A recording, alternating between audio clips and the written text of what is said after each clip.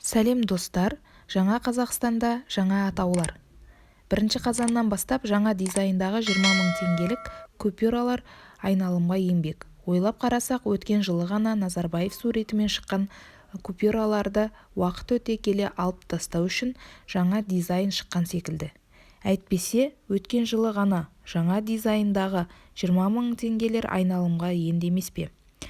Үш түрлі, көріп отырғандарыңыздай, 3 түрлі дизайндағы ақша қолданыста жүре береді. Уақыт өте келе тұңғыш президент Нұрсұлтан Назарбаевтың бейнесі бар 20 мың теңгелік айналымнан алып тасталынады. Тағы бір жаңалық, желтоқсан айындағы демалыс күндердің саны қысқарады. 1 желтоқсан тұңғыш президент күні мемлекеттік мерекелер қатарынан алынып тасталынады.